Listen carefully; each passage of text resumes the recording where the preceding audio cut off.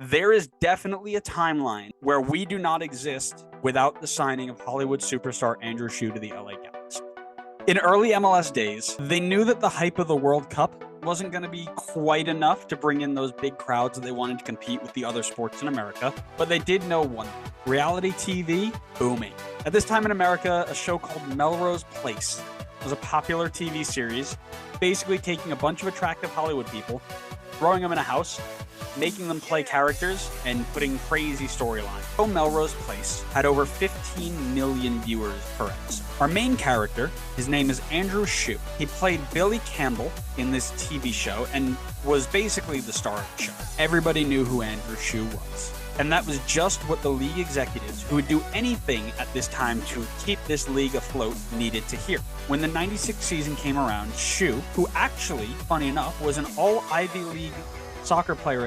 He was a brand ambassador for the sport. So in the 94 World Cup, he was very big in getting people bought into it. But once they made the announcement that LA would have a team, they asked him to be the ambassador for the LA team. He said, sure, but I also want a chance to try and win a spot in the LA Galaxy.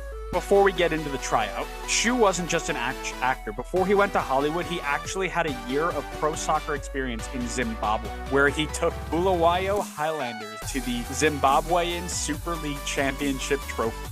So while the owner and the head coach of the Galaxy were pushing and shoving, and by the time it was over, Andrew Shue got himself a tryout spot on the LA Galaxy. The story about his tryout is the same no matter who you ask. He may not have been the most technical, but man, oh man, could this guy move. This wasn't a publicity stunt. He went out there and won every single fitness test the Galaxy put through, and they said it wasn't even close. It wasn't like he just beat out Kobe Jones, who was known as the most fit player on LA. He smoked. After all this tryout happened, the Galaxy decided, yes, we will sign Hollywood superstar Andrew Shue to an MLS contract. They knew he wouldn't turn into a starter, but they figured, you know what, he's got a bit of pace about him, he's got a bit of strength, let's see what he can do at the end of game. Back in the day, faxing files was the big thing to do when you needed to get something signed quickly. So they send the contract to Shue's house via fax, and after 3 days, they get a fax back. And I'm going to quote Todd Durbin, the VP of Competition and Player Relations for MLS. I open it up and I'm looking at it and I have no idea what this is. It says, Billy, what are you doing tonight? Allison, I'm not sure. He sent me a script for Melrose Place. Apparently he had run out of paper. And Andrew Shue didn't have a spare piece of paper, so he took a piece of the script that he was recording that week, faxed the thing on the back of it, and then signed it and faxed it back. Everybody tells the story about how Lionel Messi signed a contract on a napkin. Move over, bum. We sign things on the back of scripts for multi-million-dollar TV deals. MLS agreed to let him be on the team as long as he fulfilled his ambassador duties as well. In the game that we had spoken about in our first episode, San Jose versus DC, he actually flipped the coin in that first game.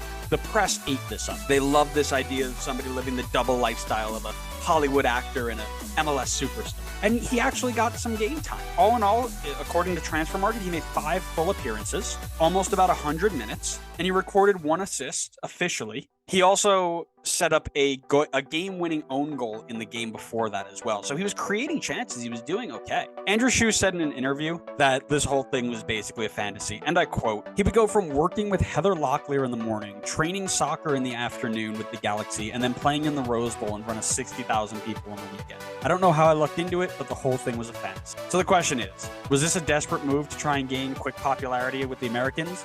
Yeah. Did you see the best and brightest from what the league had to offer when you put him in the game? No, not even a little. Is it the reason that the league is where it is today? One might be able to argue, which is why it's on this list.